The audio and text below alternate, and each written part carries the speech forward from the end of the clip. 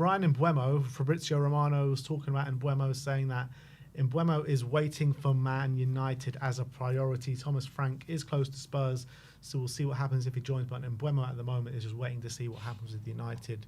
Can we just pray? Everyone just pray to whoever they believe in that Man United don't offer the money that Mbuemo wants, or that Brentford want for Mbuemo, I guess. I think the only way of getting this deal is having Frank persuade him. It's not about like United offering the money. If we obviously the money you're going to have to match and all that kind of stuff. It's all going to be on, can Frank persuade Mbuemo that Tottenham's the right place for him, and Tottenham is going to be more successful. And we're in the Champions League. We're going to have that next season. He can show his talent on that stage.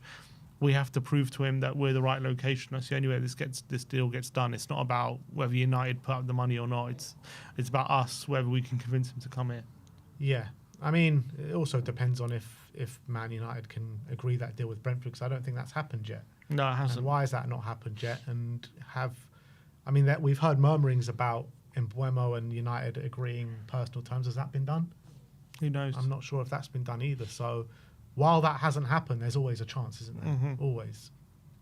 So we'll see what happens. But I think if we get Mbuemo in, that is the real marquee signing we need to kick this project off. Mm-hmm. I really believe that. I think it'll be an unbelievable signing for us if we can, in a position that we desperately need. That would be like clearly an upgrade on someone that he knows as well, very well. He knows how to use him. And Mbuemo knows how Frank would want to play under him, and they have a good relationship. So that would be a phenomenal to be fair, signing. United said that about Anthony. Anthony was Ten Hag's guy from Ajax. Yeah. He said, well, everyone, Ten Hag knows how to use Anthony and blah, blah, blah. Yeah, but it's one thing, Eredivisie. Yeah, exactly. The caveat was he was moving leagues. And Cuti Romero, markers say that Levy is attempting to extend Romero's contract with an improved salary. He is currently determined to join Atletico, though Spurs are demanding €70 million to sell the centre-back. How do you think this plays out? Yeah, I think he's going to want to leave, to be honest. I don't know if it's telling or not that we haven't heard from him yet in terms of any public statements. Is it because he doesn't want to make one? Is it because he wants to hold his tongue right now in terms of what's happened? But I do think it's intriguing that we haven't heard from him. We obviously have heard a lot of rumours that his future's tied to Ange's future, and they have a great relationship, and he wanted Ange to stay. And off the back of that, we know that it was already going to be a struggle to keep him away from Atletico, even with Ange staying. So I think he probably does leave. I don't think he agrees a new contract. I think Atletico will come in for him.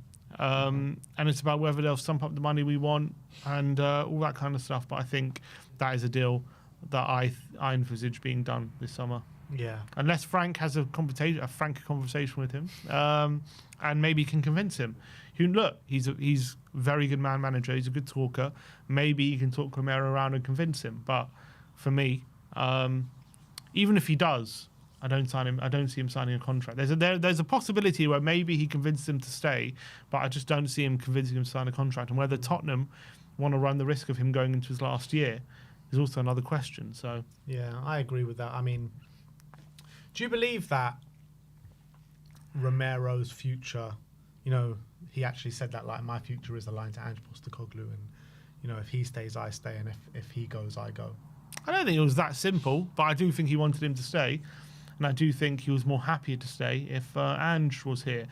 But it's not to say if he goes, I'm out. I think it's probably more like, I wanted him to stay, you've now sacked him, and now, given where the squad's at, or where we finished, all that kind of stuff, and given that he's a World Cup winner and all these things, I think unless the new manager could convince him to stay, he'll probably look to leave. But it's not to say it's impossible for that to happen.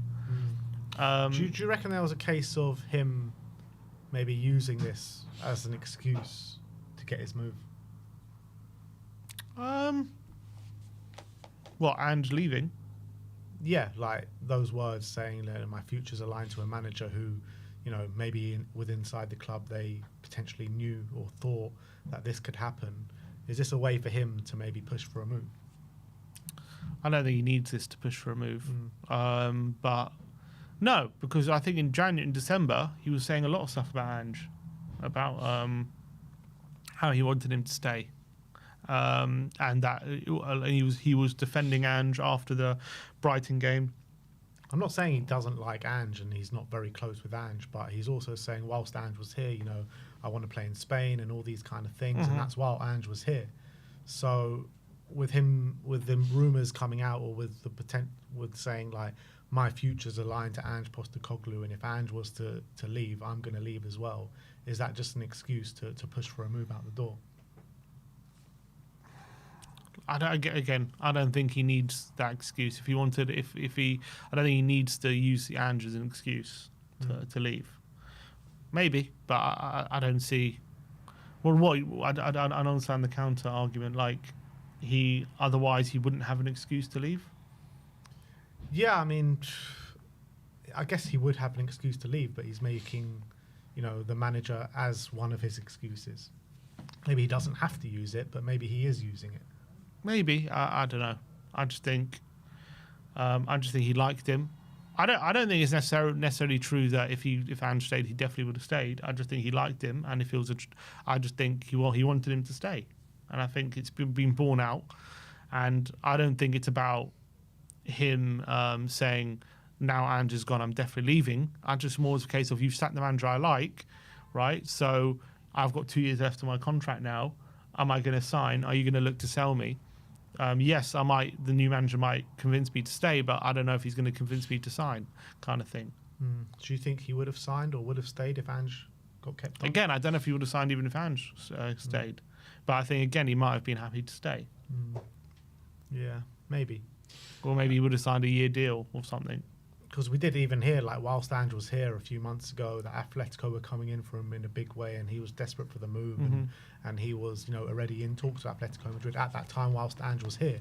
Yeah, so, but then we also heard if we won the Europa League, things could change for that. Yeah. So look, we'll see what happens with that. I don't know. I feel like if a big offer does come in, Spurs will accept it, and it'll be a shame because like we're not going to get a defender of that quality to come in, so it will set us back a little bit. But I think having Kuti in an Ange system is probably more important. I mean, it's obviously always going to be important to us, but I feel like we're going to miss him more in an Ange system than he would in a Frank system. Put it that way. I agree with that because I think the defenders are a lot less isolated in how he plays at Brentford anyway, how we like to play. They're not as isolated. So look, whatever system you put Romero in, you can be better off. So obviously he's going to be missed. But I agree, he was much more crucial to maybe Ange than potentially Frank. Sammy Mockbell's just given us a few updates, and he says that Tottenham are expected to confirm the departure of CFO Scott Munn this week. Munn was a key figure in an appointment of Ange Postecoglou in June 2023. So none of the Aussies are safe at this football club, it seems. Yeah. What do you think? How do you think Scott Munn feels? Do you feel like he feels hard done by and he's been a success and he's being let go, or do you feel like he feels like fair enough? Like, I don't know. It's difficult, isn't it? Because it depends how you define Ange Postecoglou's time here at the club. Obviously, he's had the biggest success of any other manager since 1984.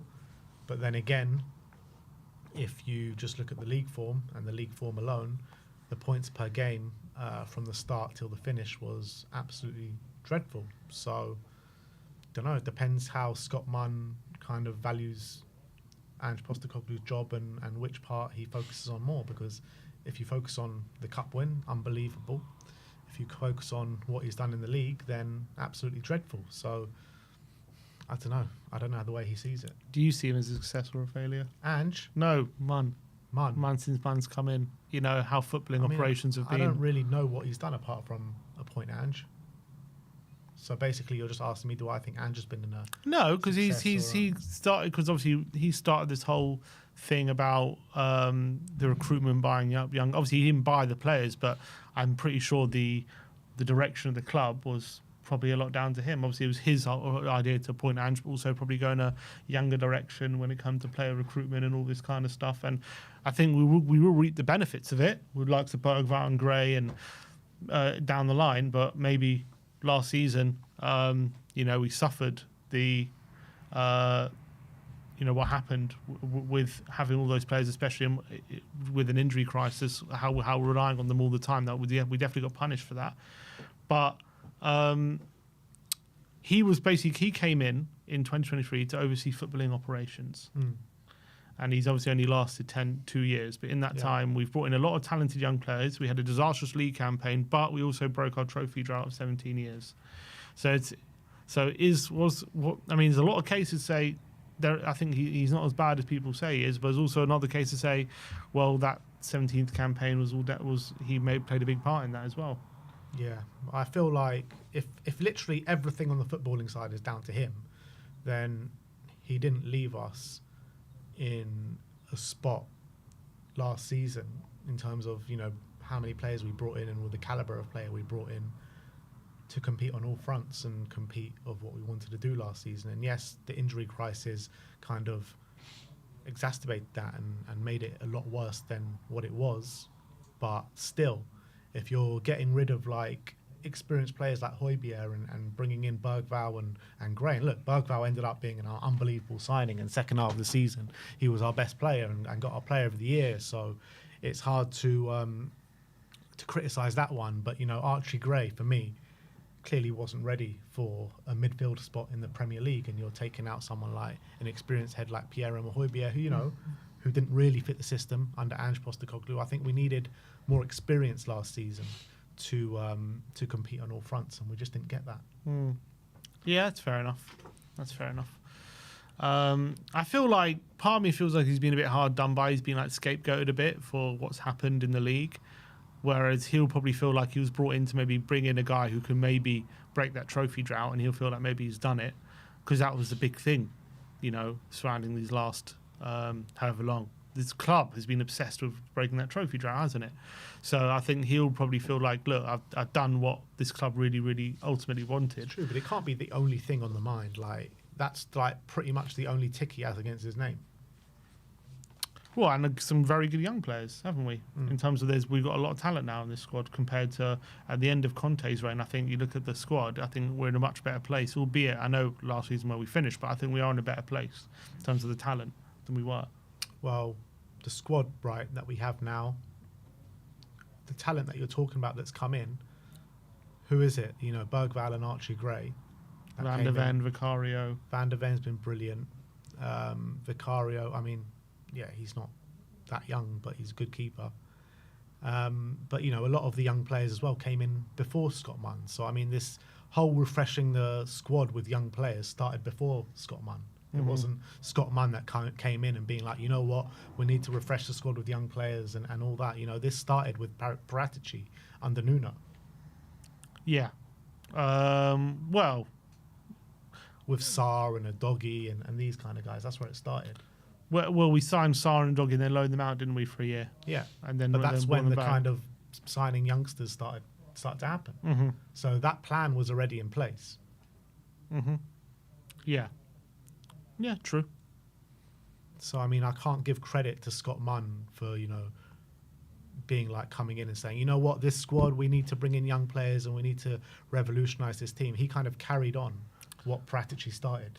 Well, yeah, but we weren't really using them until it's not the point if we were using them or not. Like, that was the plan. The plan was to eventually use them. Yeah, but we brought Sarr back and Conte wasn't using him, was he? Yeah. That's not to do with Scott Munn. That's to do with the manager. I know, but Scott Munn, maybe there was in terms of footballing operations, there was maybe an approach from the club saying, okay, we're going to get these young, we're going to put them in the squad, we're going to put them in the first team, we're going to start using them. And that's the direction this first team is going to go. Maybe it went too far in one direction, potentially, I would say.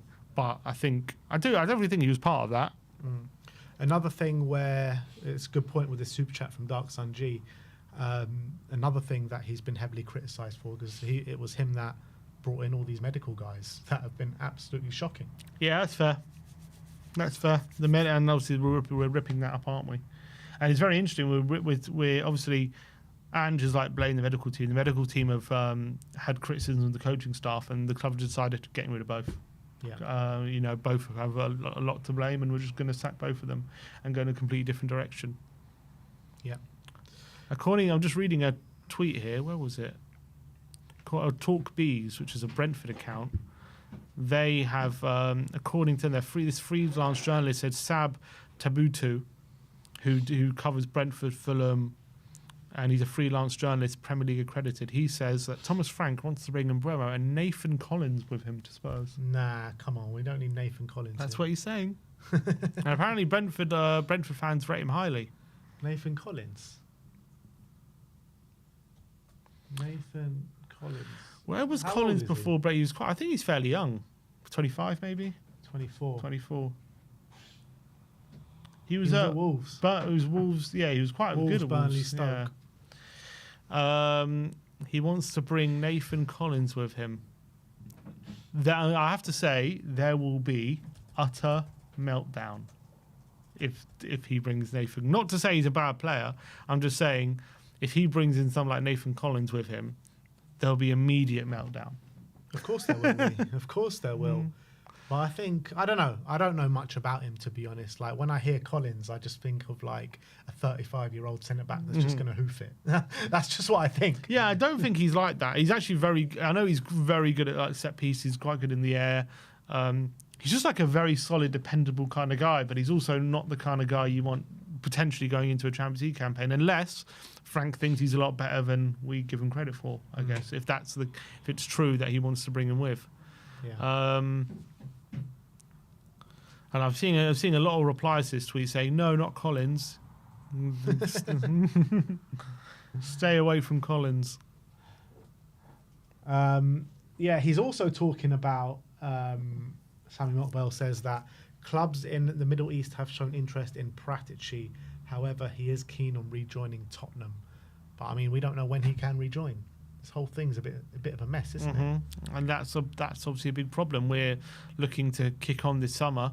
We don't have time to wait for Paratici really to join in terms of all the stuff we got going on this summer. So all this excitement of Paratici coming in, I think is going to have to be put on hold for a bit. Yeah, but how long can we wait for Paratici? You know what I mean? To be ready. The whole thing's just a bit like, it's just a bit in limbo right now. You just don't know what's going on with his court case, with this, with that. Like, Or if he's found guilty. exactly. So I mean, what are we supposed to do? But it's a civil case, I think. It's not a criminal one or legal one like before. Yeah. So I think I don't know anything about it, to be honest. I don't know. That's all I know. I know it's a civil case. So I'm assuming if he's found guilty, it's more likely to be some sort of fine instead of prison time. But or I mean, not prison time. I mean like a ban or whatever it is. But yeah, it's still a court case that he's been charged. I don't know. I don't know what the specifics are, but I just know it's a civil case. Yeah.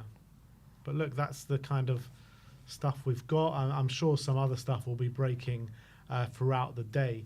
But yeah, Nathan Collins, man, let us know what you think about that in the comment section below. I mean, how reliable is this guy? Well, from what I can see, he's been let me see.